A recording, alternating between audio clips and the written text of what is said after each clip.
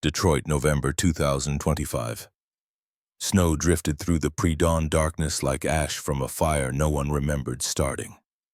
Garrett Ashford knelt on the 40th floor of Sterling Engine Works, his 55-year-old knees protesting against marble that cost more per square foot than he earned in a week.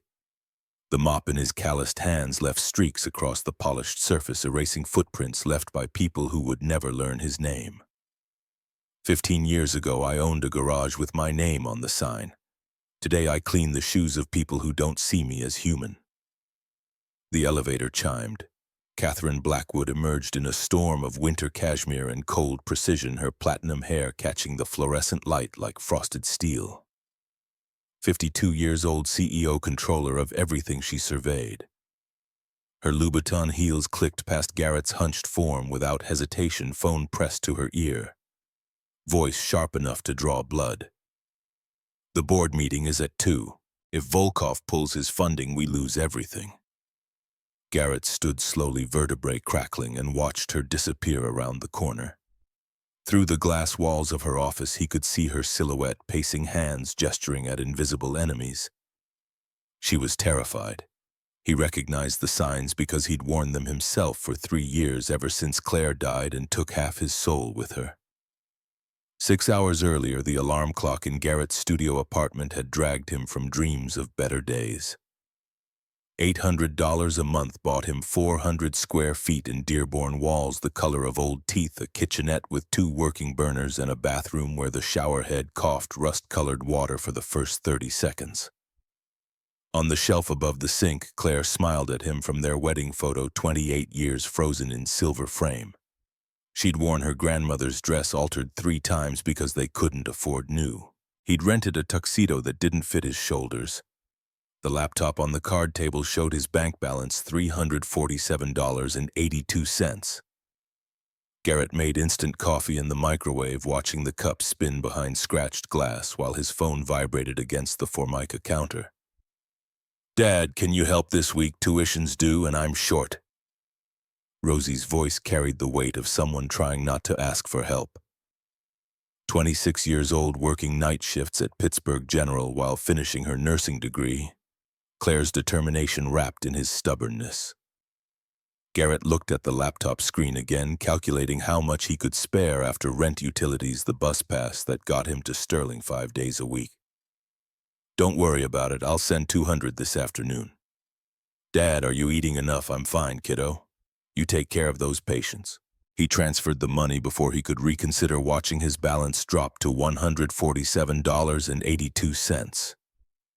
The checking account notification glowed on his phone screen for 3 seconds before disappearing. Garrett poured the scalding coffee into a chipped mug that once said, "World's Best Mechanic," before the dishwasher wore the letters away. Now it just said, "WODSBOM Nick." A description that felt increasingly accurate. Across town, Catherine Blackwood stood in her penthouse on the 50th floor of the Renaissance Center, watching Detroit wake up beneath her. The city sprawled in sodium vapor orange and LED white, a circuit board of ambition and failure. Her apartment was minimalist chrome and black leather, every surface chosen by an interior designer whose fee could have fed a family for 6 months. On the kitchen island, a La Marzocco espresso machine hissed steam through $30 beans while Catherine reviewed quarterly reports on her tablet, red pen marks bleeding across projected revenue. Nakamura Marine Engine Project 47, consecutive failures. Thermal shutdown at 11:47 in every test cycle. Nikolai Volkov threatening withdrawal of $60 investment. Edmund appeared from the kitchen alcove, 68 years old, British accent softened by 20 years in America, carrying a breakfast tray that Catherine didn't acknowledge. Poached eggs, whole grain toast, fresh fruit arranged like a still life. He set it beside her elbow and waited, hands clasped behind his back. "Ma'am, breakfast is ready." Catherine circled another failure report in red. "I'm not hungry. You haven't eaten since yesterday morning, ma'am. I'm occupied." Edmund retreated with the tray, concern etched in the lines around his eyes. Catherine's hand trembled slightly as she highlighted another paragraph. then stilled, forcing discipline into rebellious muscles. Weakness was permission for the world to take everything. Her father had been weak once for one fatal moment, and it killed him. She would not repeat his mistake. The bus to Sterling Engine Works took 42 minutes through morning traffic. Garrett stood near the back door holding the overhead rail, watching Detroit slide past the fogged windows. Empty storefronts, churches converted to community centers, houses with plywood windows, and dreams that died in 2008. He'd grown up 3 blocks from here back when the auto plants ran 3 shifts, and you could smell prosperity in the exhaust fumes. His father had worked the line at Ford for 35 years. Came home every night with grease under his fingernails and stories about engines that sang if you knew how to listen. Walter Ashford had suffered a massive heart attack in 1993 when Garrett was 23 away at community college. The family had told him his father died instantly, painlessly, that he hadn't suffered. Garrett wouldn't learn until much later that this was only partially true, that his father had survived that first attack and lived 2 more years while the family protected Garrett from the knowledge that would have pulled him home from school. 55 years old, same age Garrett was now. The symmetry felt like a prophecy. The bus stopped at Sterling's employee entrance. Garrett swiped his ID badge at security, nodded at the guard who'd been checking him in for 3 years without ever learning his name, and took the service elevator to the 40th floor. The maintenance cart waited in the supply closet, bucket already filled with chemical-sharp cleaning solution mop heads freshly laundered. He began his route at 8:30 a.m., exactly same pattern every day. Executive offices first, then conference rooms, bathrooms, break areas, working his way down through the building floor by floor until his shift ended at 5:00 p.m. Most days, Garrett was invisible. That was the deal he'd made with himself when Claire's medical bills devoured their savings and their garage and their house and finally their hope. Be invisible. Keep your head down. Cash the check. Don't make waves. Invisibility was survival in a world that had already taken everything it could from him. But today invisibility cracked. At 8:45 a.m., Garrett pushed his cart past the workshop on 40, moving slow, ears tuned to frequencies most people never noticed. Behind the glass walls, Sterling's prototype marine engine sat on its test stand, like a mechanical heart removed from its body. The Nakamura Project, $4 million of German precision and American ambition, designed to power next-generation cargo vessels through Pacific routes. 8 weeks of testing, 47 consecutive failures, every run ending at exactly 11 minutes and 47 seconds with thermal cascade and emergency shutdown. Garrett stopped. The workshop was empty this early. Engineers not due for another hour, but the engine waited in standby mode, sensors blinking green and amber. He set down his mop and pressed his palm against the glass, feeling the faint vibration of cooling fans and circulating fluids. His eyes closed, his breathing slowed, and he listened. His father's voice echoed across decades of memory. An engine has a heart, son. You listen with your ears, your mind, and your soul. Garrett's lips moved soundlessly, counting. 10, 11, 12. The pressure fluctuation was subtle, buried beneath normal operational noise, but it was there. A hesitation in the fuel rail, a stutter in the injection timing. Bar pressure calibrated in Stuttgart converted to PSI by American ECU firmware, the math rounded to 6 decimal places when 7 were needed. 0.08% error compounding across 47 interconnected subsystems like interest on a debt no one knew they owed. By 11 minutes and 47 seconds, the engine would tear itself apart from the inside. Garrett opened his eyes. From the notebook in his uniform pocket, he pulled a pencil worn down to thumb length and recorded the observation in cramped handwriting. Run 47. Bar to PSI conversion error. 0.08% cumulative. Thermal cascade at 11:47.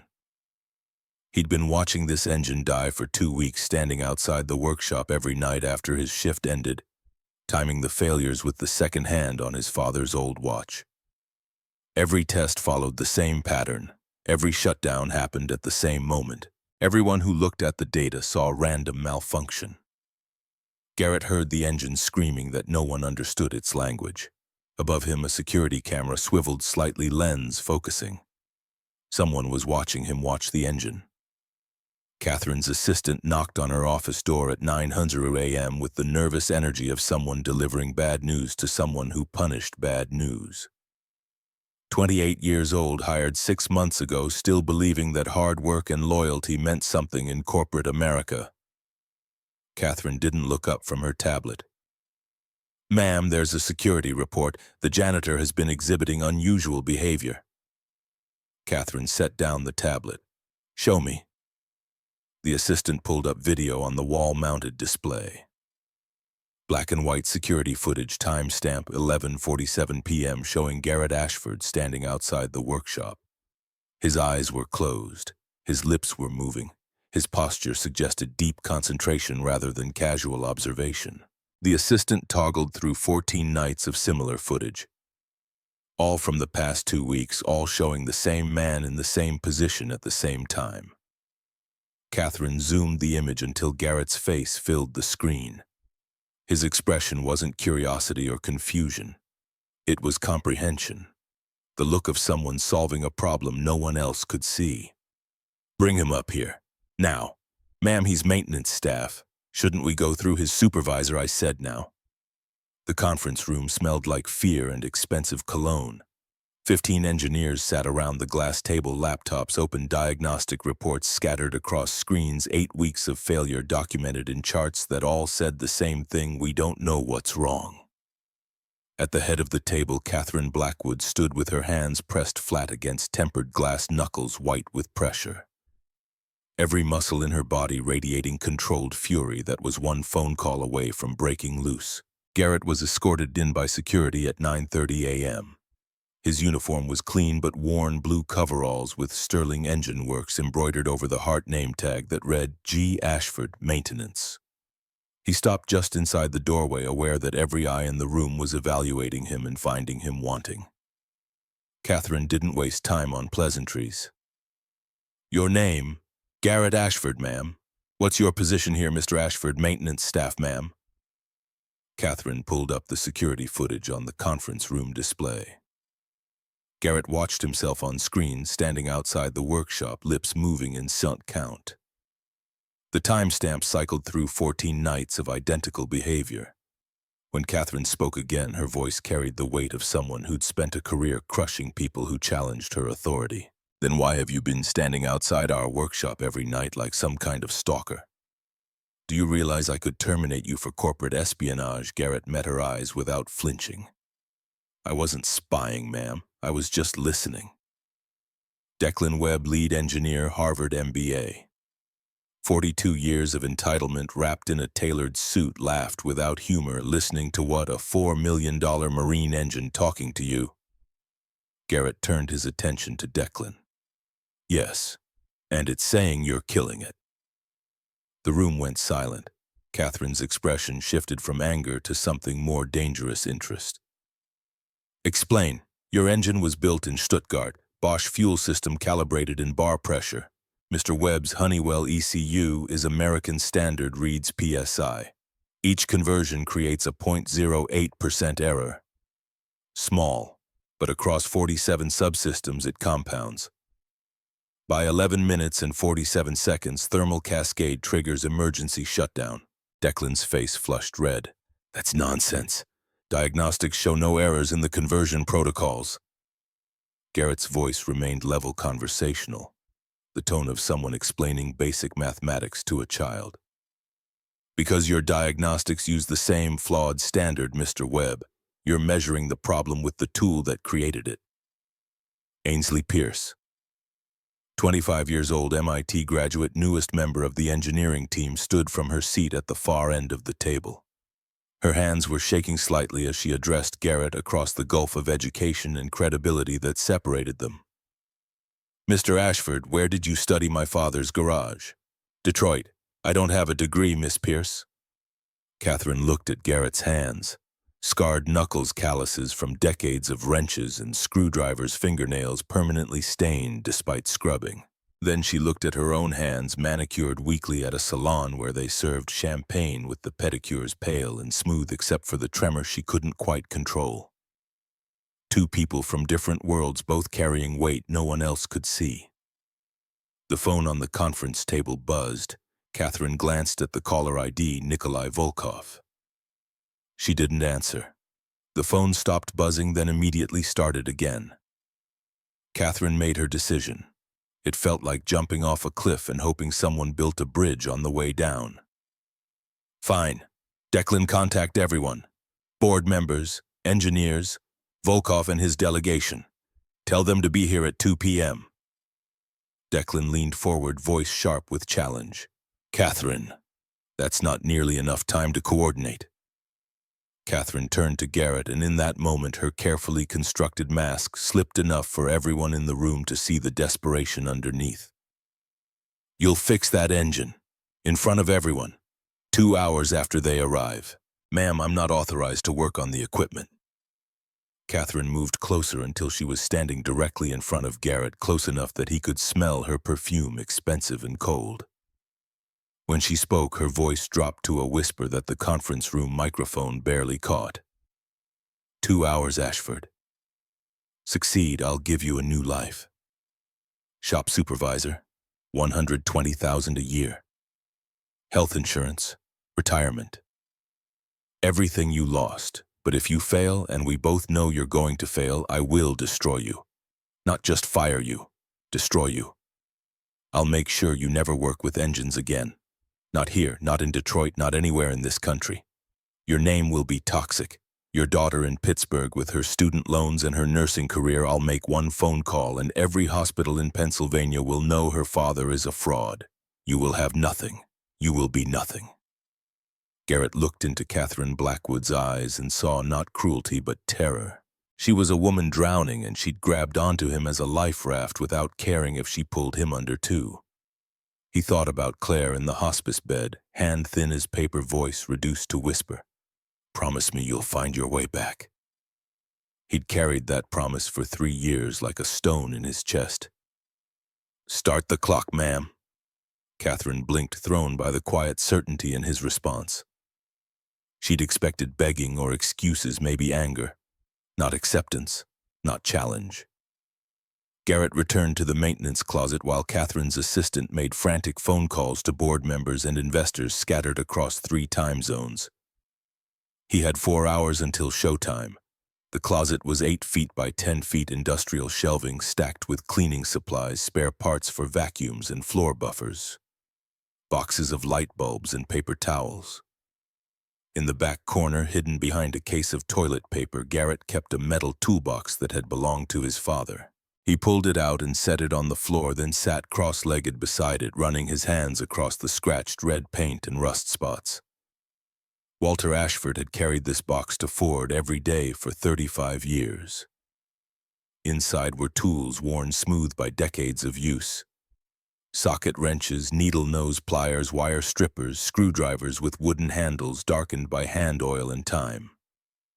Garrett remembered being 13 years old in 1983, watching his father work on a neighbor's Plymouth in their garage on a Sunday afternoon.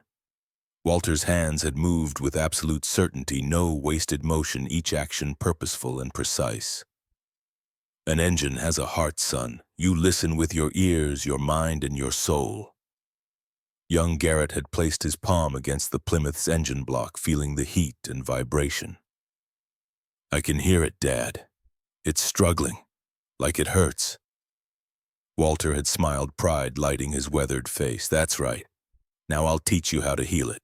What Garrett had believed for years was that his father died in 1993 heart attack in that same garage, wrench in hand, so sudden he never made it to the phone. Garrett had been 23 away at community college, coming home for a funeral, where everyone told him his father hadn't suffered, that it was instant, that Walter never knew what hit him. Only later would Garrett learn this was a mercy lie, that Walter had survived the 1993 heart attack. and lived 2 more years in declining health, the family hiding the truth because Walter insisted Garrett finish his education without the guilt of abandoning a dying father. Garrett opened the toolbox. Beneath the standard equipment wrapped in an old shop rag was the notebook Walter had kept during his final years at Ford. Garrett unwrapped it carefully, pages yellowed and brittle. His father's handwriting covered every line, technical notes and sketches and observations about engines that didn't exist yet. Hybrid concepts in 1987. Variable valve timing in 1990. Direct injection optimization in 1992. Ideas that Ford had ignored because Walter Ashford didn't have an engineering degree, just 35 years of experience that meant nothing to people with credentials. Garrett closed the notebook and returned it to the toolbox. Then he went to find the parts he'd need. By noon, Sterling Engine Works was transformed into a theater. Catherine's assistant had worked miracles, calling in favors and leaning on relationships, assembling an audience of 200 people in 4 hours. The main assembly hall was arranged with rows of chairs facing the workshop window. Press cameras set up in the back, live stream already running on YouTube and LinkedIn. Catherine had approved the streaming herself, a calculated gamble. Either this would be Sterling's greatest triumph or its most public humiliation, but either way, the world would watch. At 1:45 p.m., Nikolai Volkov arrived with his delegation, 68 years old, Russian accent. Thick despite 40 years in America. Self-made billionaire who'd emigrated in 1985 with $200 and a mathematics degree from Moscow State University. He'd built his fortune in rare earth minerals and semiconductor manufacturing, diversified into clean energy, and now sat on the boards of 17 companies across 3 continents. His investment in Sterling represented less than 2% of his net worth, but Volkov treated every dollar like it was his last. He settled into the front row without greeting Catherine. Pale eyes fixed on the workshop window where the Nakamura engine waited on its test stand. His aides flanked him, 2 men and a woman, all wearing earpieces and expressions of professional skepticism. Dr. Margaret Whitmore arrived at 1:52 p.m., 58 years old. Former Boeing senior engineer, industry legend, now working as an independent consultant for investors who needed someone to separate real innovation from expensive delusion. She'd been hired by Volkov 6 months ago to evaluate Sterling's technical capabilities. Her preliminary report sat in Volkov's briefcase, 30 pages of analysis that concluded Sterling Engineering had serious management issues, but potentially salvageable technology. Margaret took a seat beside Volkov and pulled out her tablet, opening a document titled Nakamura Engine, Failure Analysis. She'd reviewed 8 weeks of test data, consulted with former colleagues in marine propulsion, and reached the same dead end as Sterling's engineering team. The failures appeared random and inexplicable. But random failures didn't repeat with mechanical precision. Something was wrong with their diagnostic approach. Board members arrived in clusters, 7 executives who collectively owned 43% of Sterling's stock and wielded enough voting power to remove Catherine from her position if they achieved consensus. They took seats in the middle rows, whispering among themselves, glancing at Catherine with expressions ranging from concern to predatory interest. A failed CEO was an opportunity for the ambitious. Engineers filled the remaining chairs, including Declan Webb and Ainsley Pierce, plus 28 others from various departments. They'd all been working on the Nakamura project in some capacity, and they all knew their jobs depended on making it work. Watching a janitor attempt what they couldn't was either salvation or insult. At 2:00 p.m. exactly, Catherine Blackwood walked to the podium at the front of the room. She wore an Armani suit that cost $8,000, hair and makeup perfect, every detail calculated to project authority and control. But her hands gripped the podium edge hard enough to whiten her knuckles, and anyone watching closely could see the tremor she couldn't suppress. "Ladies and gentlemen, thank you for coming on short notice. We have an unusual situation."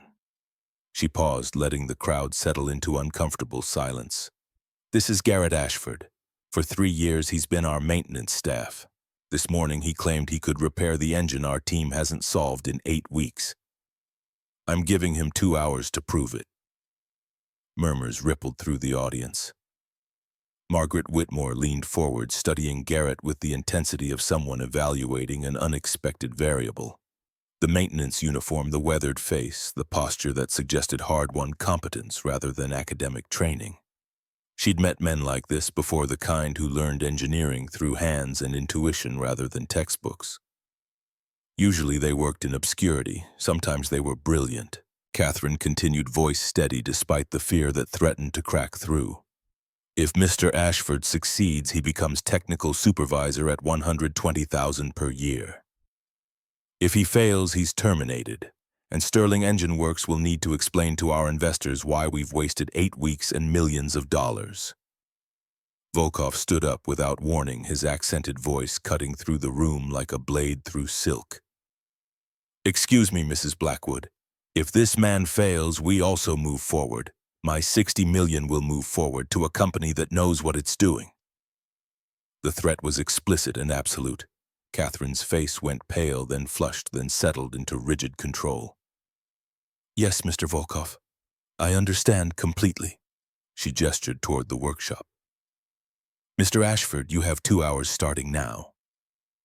Garrett walked to the workshop entrance under 200 pairs of eyes, all weighing him, measuring him, finding him inadequate. The security guard at the door checked his temporary access badge, then stepped aside. Garrett entered the climate-controlled space. Sealed glass walls on 3 sides, turning the workshop into an aquarium where he was the specimen on display. The Nakamura engine dominated the room, 7 feet long and 4 feet tall. A masterpiece of German engineering wrapped in cooling systems and sensor arrays. Garrett approached it slowly, boots clicking on the epoxy-coated floor, aware that cameras were capturing his every movement for immediate broadcast to thousands of viewers online. He placed both hands on the engine block. The metal was cool, inert, waiting. Around him, 200 people in the assembly hall fell silent. The live stream chat scrolled past with comments ranging from encouragement to mockery. This is going to be embarrassing. Give the guy a chance. $50 says he doesn't last 20 minutes. I'm rooting for him, but this is insane. Garrett closed his eyes and listened. Not with his ears alone, but with the part of himself his father had trained over 15 years of Sunday afternoons in a garage that smelled like motor oil and possibility. The engine's systems hummed in standby mode, a complex symphony of pumps and servos and electronic controls. Buried beneath the surface noise, he found what he was looking for. The pressure fluctuation in fuel rail 3, the stutter in injection timing, the mathematical error that no one else could hear because they were measuring it with tools calibrated to the same flawed standard. Behind the glass, Margaret Whitmore pulled out her phone and opened the live stream, reading comments. Someone had posted technical specifications for the Bosch fuel system.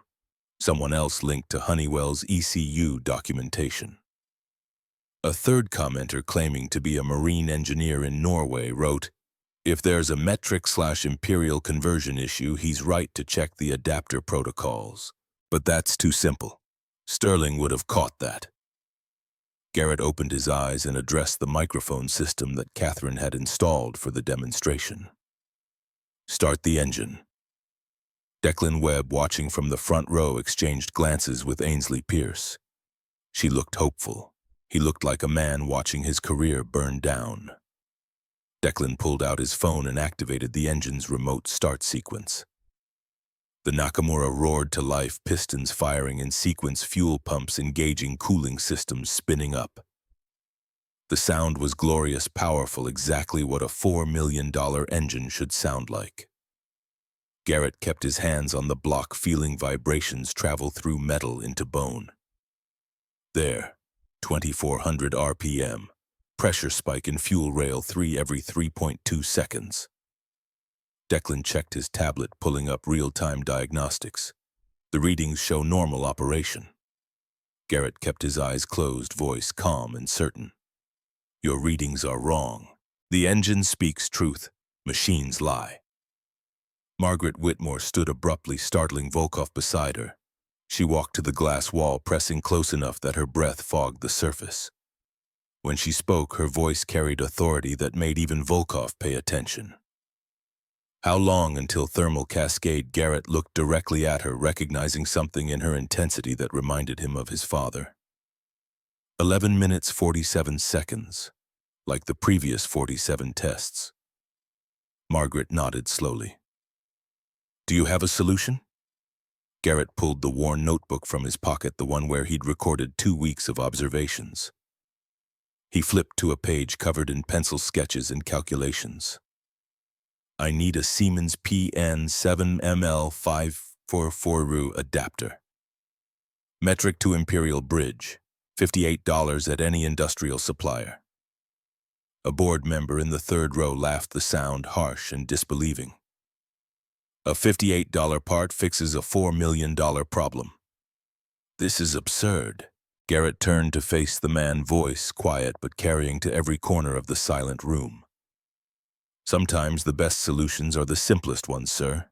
We overcomplicate things because we think complicated problems need complicated answers. But the engine doesn't care about complexity, it just wants to be understood. He walked to the parts cabinet and retrieved the adapter he'd ordered 3 days ago using his own credit card.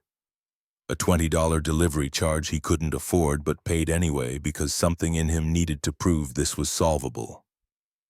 The adapter was unremarkable, brushed aluminum the size of a hockey puck designed to bridge the gap between measurement standards invented on different continents by engineers who never imagined their systems would need to talk to each other. What followed was 90 minutes of work captured in high definition from 6 camera angles. Garrett's hands moved with practiced efficiency.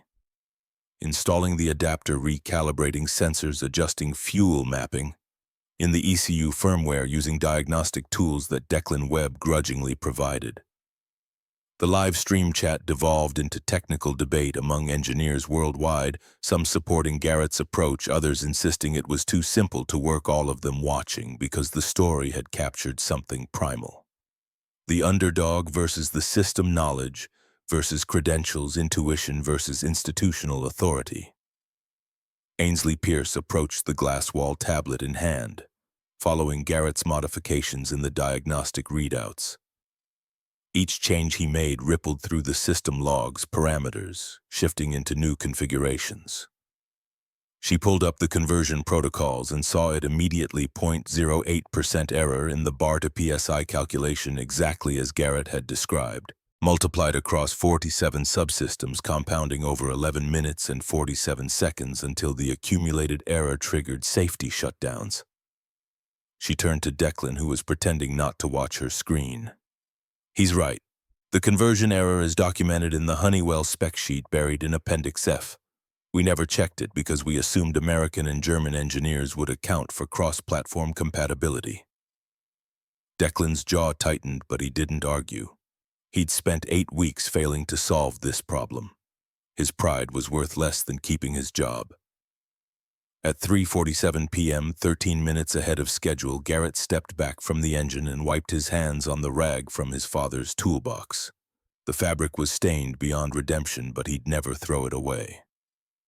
Some things mattered more than cleanliness. Ready for testing. Declan activated the restart sequence remotely. The engine had been running for the past 90 minutes, but Garrett had worked on it while operational, making live adjustments, like a surgeon operating on a beating heart. Now they would see if the patient survived. The clock on the wall read 3:48 p.m. The assembly hall held 200 people in absolute silence. The live stream had 17,000 viewers, chat scrolling too fast to read. Garrett stood beside the engine, one hand resting on the block, feeling the steady rhythm of combustion and pressure, and heat converted into rotational energy. 4 minutes passed, 5 minutes, 8 minutes. At 3:58 p.m., 10 minutes into the test, people began shifting in their seats. Someone coughed. The sound echoed like a gunshot. At 3:59 p.m., 11 minutes, the moment of truth approached. Every previous test had ended at 11 minutes 47 seconds with thermal cascade and emergency shutdown. Catherine Blackwood gripped the armrests of her chair hard enough to hurt Knuckles' white, breathing shallow. Volkov leaned forward, expressionless. Margaret Whitmore held her tablet in both hands, watching the temperature graphs climb toward the critical threshold. 11 minutes, 30 seconds. 11 minutes, 40 seconds. 11 minutes, 47 seconds. The engine continued running. Temperature stable. Pressure optimal. No errors logged. Ainsley Pierce gasped, hand covering her mouth. Declan Webb stared at his diagnostic screen like it was a magic trick he couldn't explain. 12 minutes. 13 minutes. 14 minutes. Someone in the back row started clapping. The sound was tentative at first, unsure, then grew as others joined. 15 minutes. The applause built into a wave. 16 minutes. People stood. 17 minutes. The assembly hall erupted in cheers. Dr. Margaret Whitmore was the first to approach the glass, her movement drawing Volkov's attention. She pressed her hand against the surface, watching Garrett through the transparent barrier. When she spoke, her voice carried through the microphone system with crystalline clarity. "Where did you study, Mr. Ashford?" Garrett met her eyes, seeing something in them that reminded him of Walter of Sunday afternoons. Learning to listen to engines that spoke in frequencies most people never heard. "My father's garage. Detroit. I don't have a degree, ma'am." Margaret nodded slowly, a gesture of recognition and respect. "Your solution was elegant. Occam's razor. The simplest explanation is usually correct." Volkov stood and walked to the glass beside Margaret. His pale eyes studied Garrett with the intensity of someone reevaluating a fundamental assumption. When he spoke, his Russian accent made the words sound formal and weighted. "Mr. Ashford, you have saved my investment. I am grateful." He began to clap, slow and deliberate. The sound cut through the celebrating crowd like a conductor calling an orchestra to attention. Others joined him until the entire room applauded in synchronization, 200 people acknowledging something they didn't entirely understand, but couldn't deny. Garrett didn't celebrate. He remained beside the engine, hand resting on the warm metal, feeling the heartbeat that had finally found its rhythm.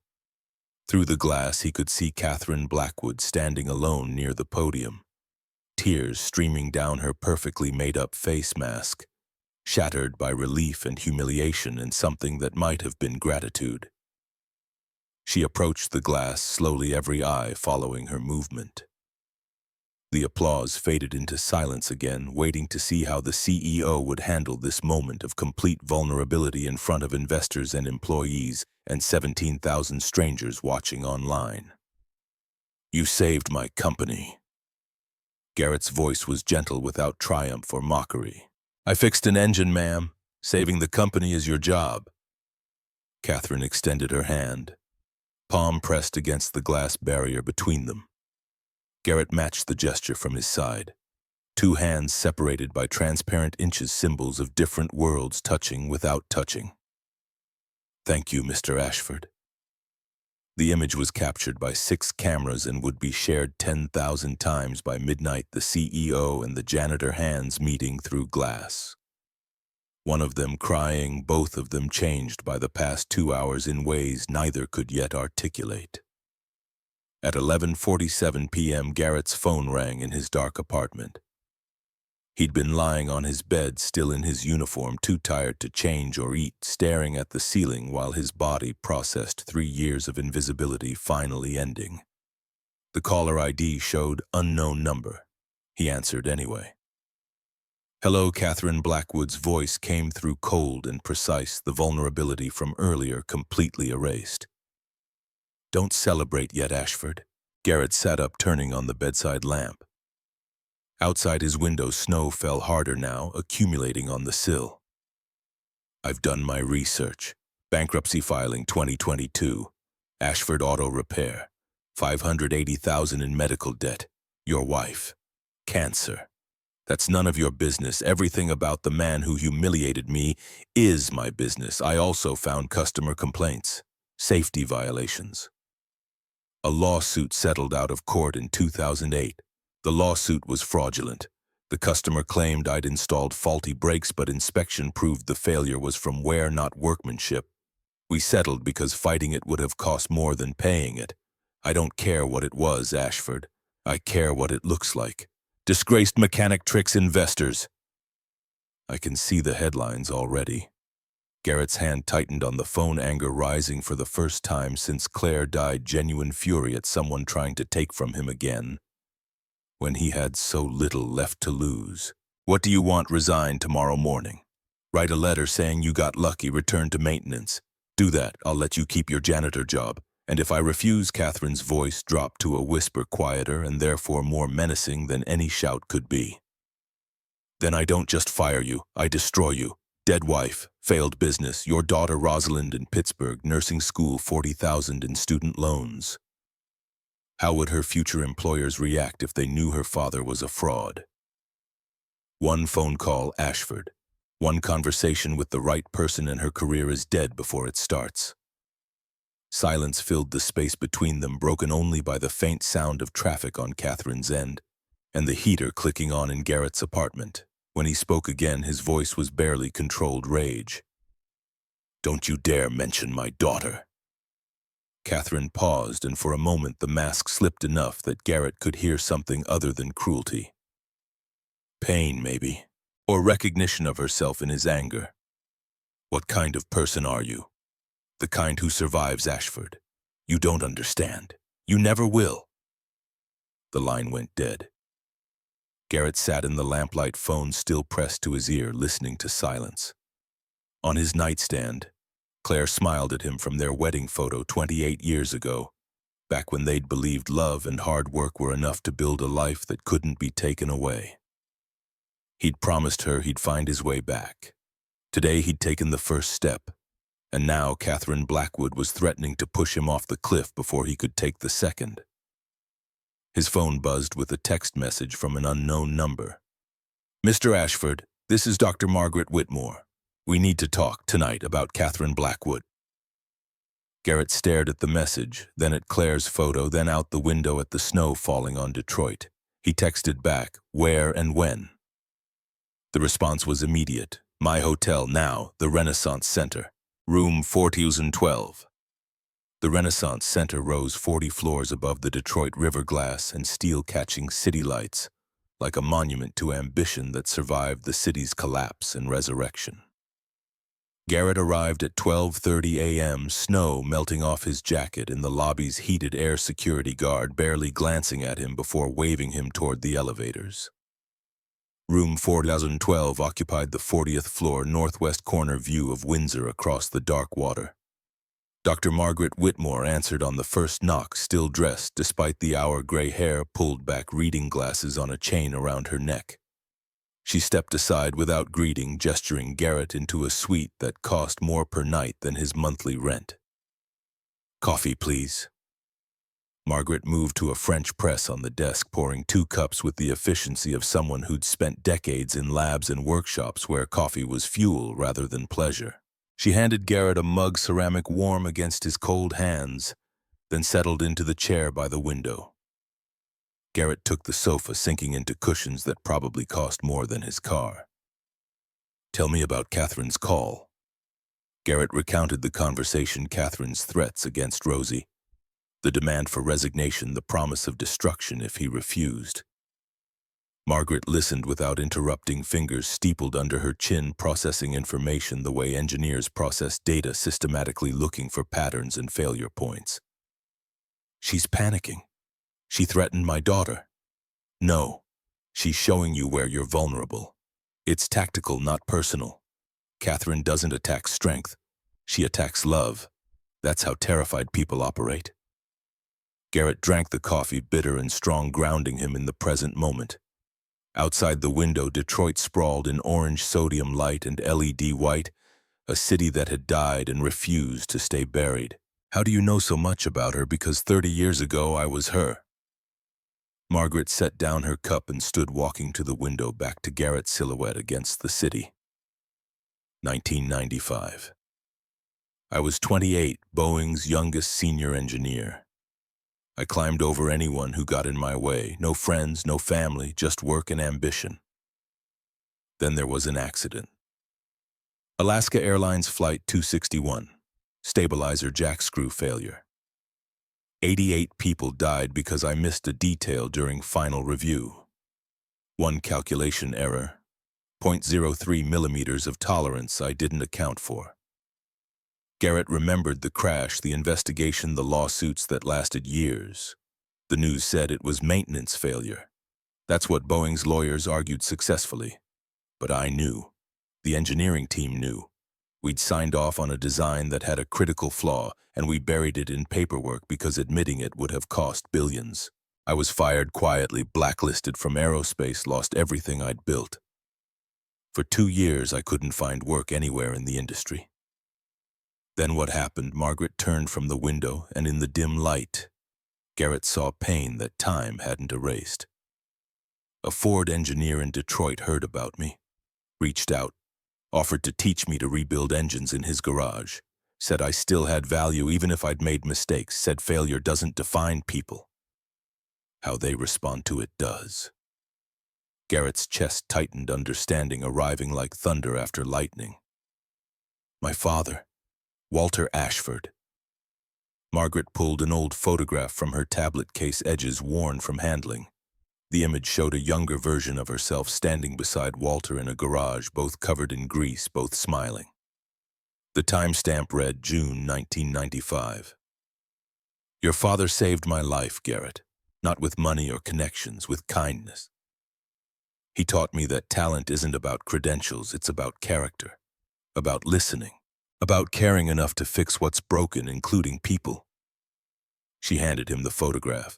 Garrett held it carefully, seeing his father's face frozen in a moment of generosity he'd never mentioned.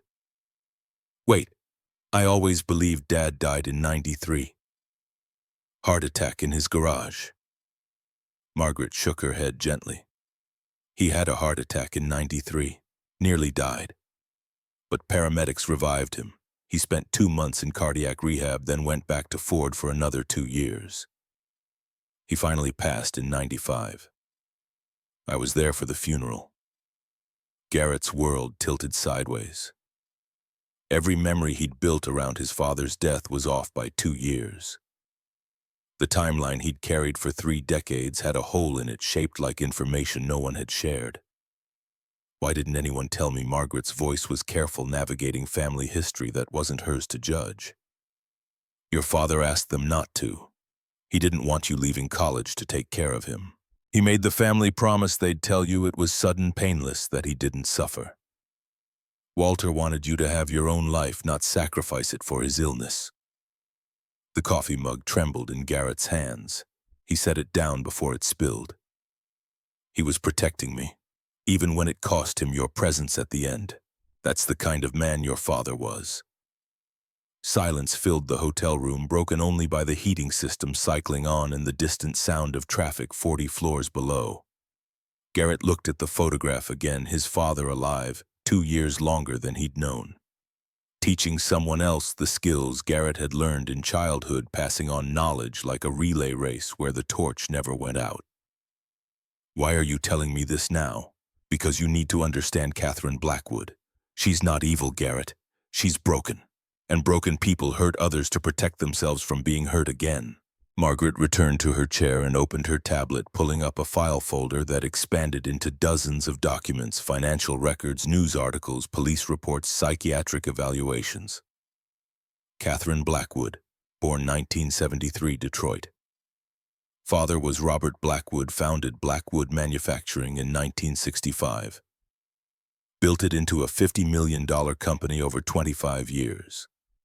Then in 1989, his business partners embezzled $4 million and framed him for it. Robert faced 15 years in federal prison. She pulled up a newspaper clipping, headline screaming across the top, Blackwood Manufacturing CEO found dead, apparent suicide. Catherine was 16. She found him in his office. He'd hanged himself from the sprinkler pipe. Left a note saying he couldn't face prison, couldn't watch his family lose everything because of his weakness. Garrett studied the photograph beneath the headline, Robert Blackwood in Better Days. Standing in front of his factory, arm around a teenage girl who looked like a younger version of Catherine. Same platinum hair, same sharp features, same eyes that suggested she'd already learned the world was crueler than fairy tales promised. What happened to the family? Margaret swiped to another document, bankruptcy filing. Catherine's mother lost the house, the cars, their savings. Everything was seized to pay debts and legal fees. Catherine dropped out of high school, worked 3 jobs to support her mother and younger brother. 16 years old, doing night shifts at a diner, weekend shifts at a factory, morning shifts at a dry cleaner. 10 years later, she'd saved enough to start Sterling Engine Works in her father's name. Built it from nothing into a $400 million company over another 15 years. Success story, survival story. There's a difference.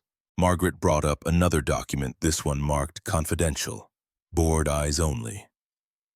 Financial statements from Sterling's internal audits showing discrepancies between reported performance and actual results. Projects claimed as successful that had failed. Revenue projections inflated by 20 to 30%. Safety issues buried in amended reports that sanitized problems into acceptable risks. Catherine's been falsifying reports for 4 years. Hiding failures. Inflating successes. Total fraud exposure is somewhere around $180 million. Garrett processed this information, puzzle pieces clicking into place. She's terrified of losing the company, of becoming her father. Exactly. Robert Blackwood was weak, once trusted the wrong people, and it killed him. Catherine swore she'd never be vulnerable like that. Never trust anyone, never show weakness. But fear-based control isn't leadership. It's a prison that eventually collapses. So what do we do? Margaret closed the tablet and met Garrett's eyes with the directness of someone who'd spent a career making difficult decisions. We offer her a choice. Cooperate fully with an investigation, resign as CEO, testify against anyone complicit in the fraud. In exchange, no criminal prosecution. She steps down, assists the cleanup, and Sterling survives under new leadership. Why would she accept that? She threatened to destroy me tonight, because right now she's operating from panic. Tomorrow morning, when she's had time to think, she'll realize she has 2 paths: continue the fraud and eventually go to prison like her father almost did, or confess and get a second chance he never had. And if she chooses prison, then we give the evidence to federal prosecutors, and she makes that choice anyway. Just without the benefit of cooperation. But I don't think she will. Catherine's not stupid, she's scared. Garrett picked up the photograph of Walter and Margaret again. Studying his father's face, the smile that said, helping someone mattered more than being recognized for it. Why are you helping me? You don't owe me anything. I owe your father everything. He taught me that redemption is possible if someone's brave enough to offer it. Now it's my turn to pass that forward. They spent the next 2 hours building a case. Margaret had been collecting evidence for Volkov's due diligence investigation, documentation that Sterling's reported performance didn't match observable reality. Project timelines that claimed success while internal memos documented failure. Revenue recognition that booked future sales as current income. Safety certifications rushed through approval despite unresolved concerns. The Nakamura engine was just the most visible problem. Beneath it lay a pattern of institutional dishonesty that started small and metastasized until the entire company operated on performance theater rather than engineering reality. Garrett contributed his own observations from 3 years of invisibility. Conversations overheard while mopping floors, documents glimpsed while emptying trash cans. The small corruptions that seemed insignificant individually, but accumulated into systemic failure. He'd never thought to connect them before because he was just the janitor, not part of the machinery. Now he understood that janitors saw everything precisely because no one worried about what they witnessed. By 2:30 a.m. they had a plan. Margaret would approach Catherine in the morning with evidence and an offer.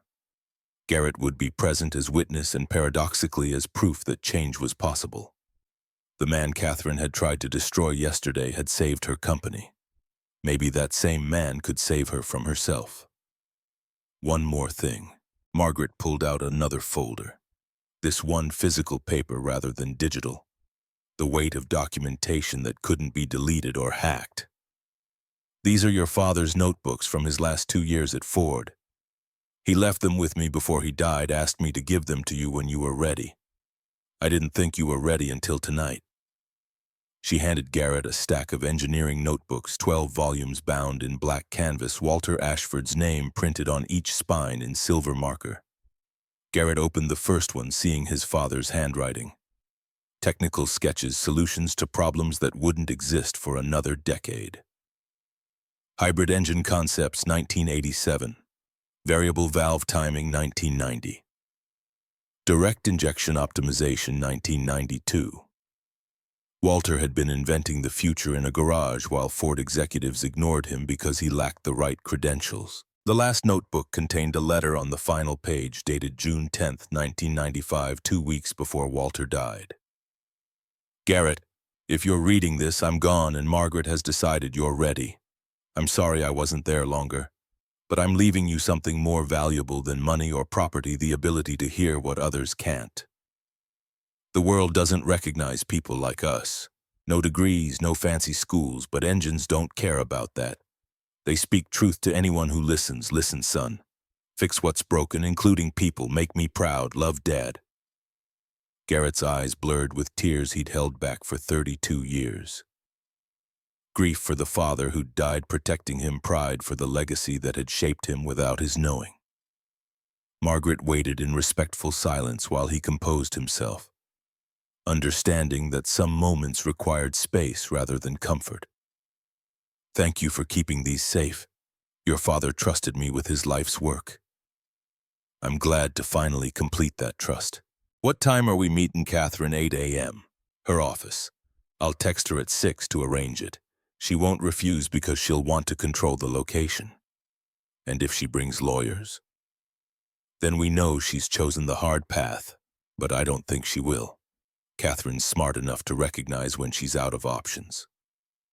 Catherine Blackwood sat behind her desk like a queen awaiting execution, spine, straight, hands folded.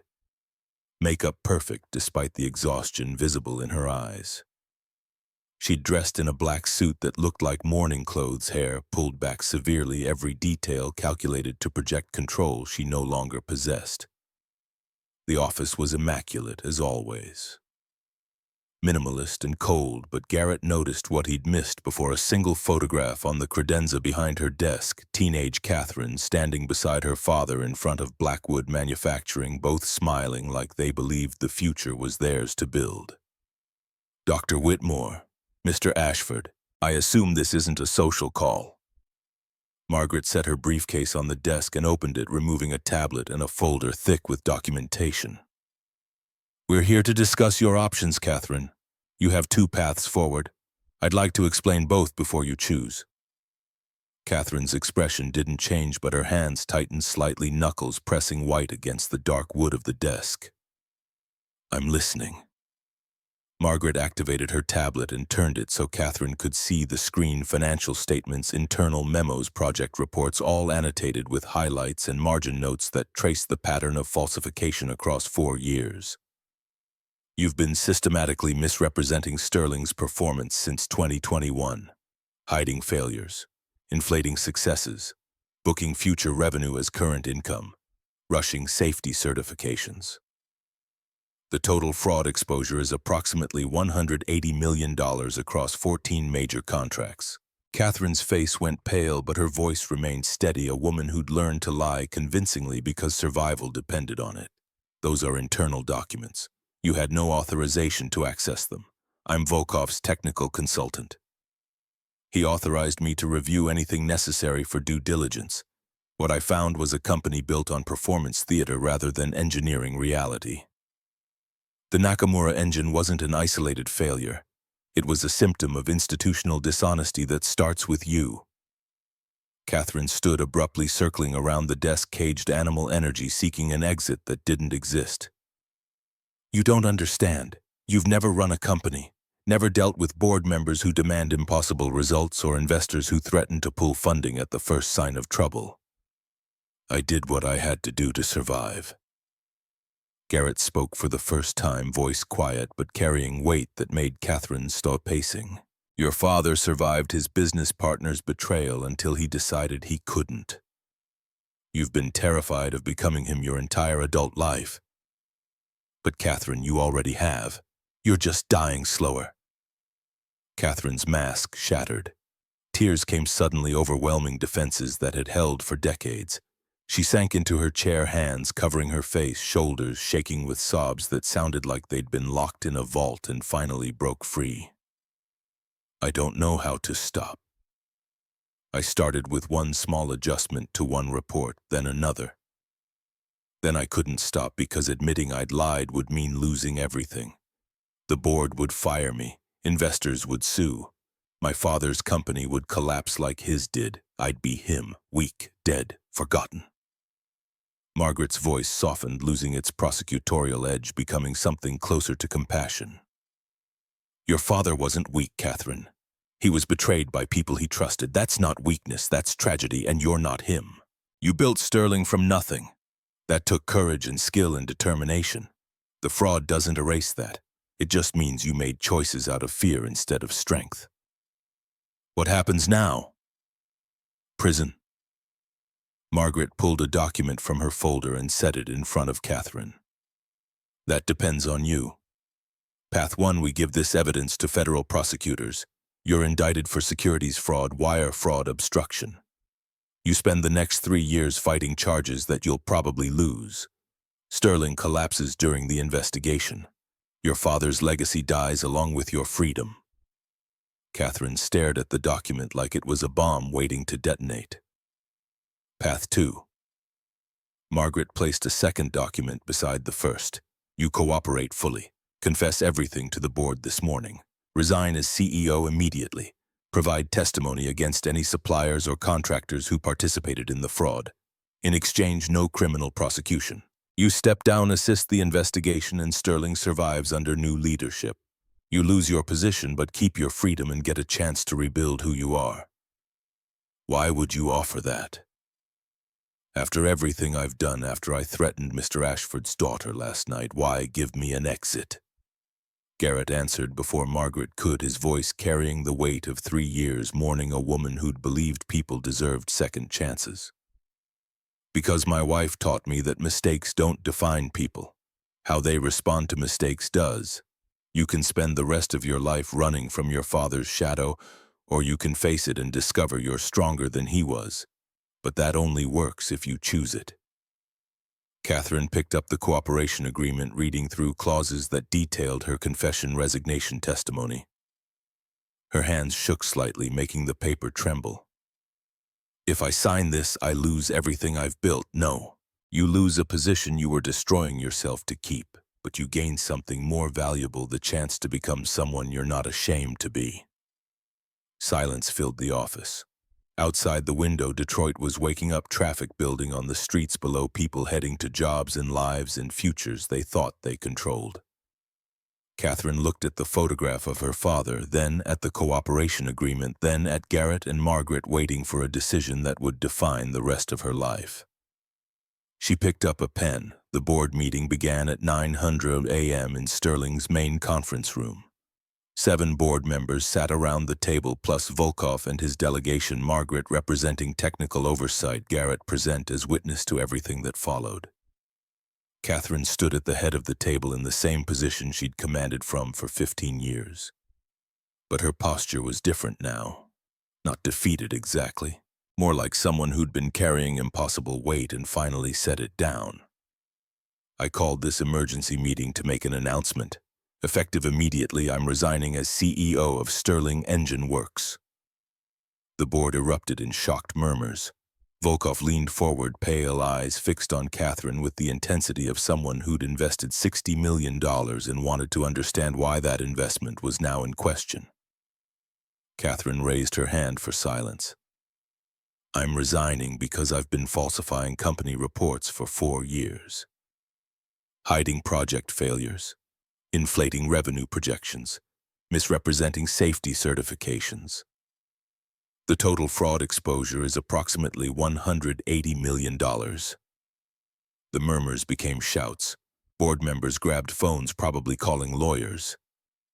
Catherine waited until the initial shock subsided, then continued with the same steady voice she'd used to lie for years, now repurposed for truth. Dr. Whitmore has compiled complete documentation of the fraud. I'm cooperating fully with her investigation. I've agreed to testify against anyone complicit. In exchange, federal prosecutors won't pursue criminal charges. Sterling can survive this if we act transparently and commit to fundamental change. One board member, Thomas Brennan, silver-haired and furious, stood up and pointed at Catherine like she was a war criminal. You've destroyed this company, destroyed shareholder value, destroyed our reputations. You should be in prison. Perhaps, but prison doesn't help Sterling survive. Cooperation does. Dr. Whitmore will explain the restructuring plan. I recommend you listen.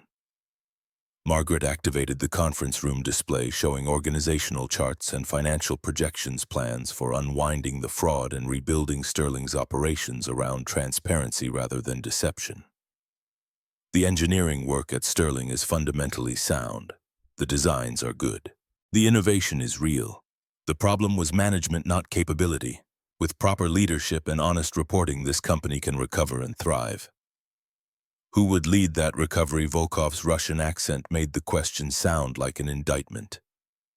Everyone here knew about the fraud and did nothing, or everyone was incompetent enough not to notice.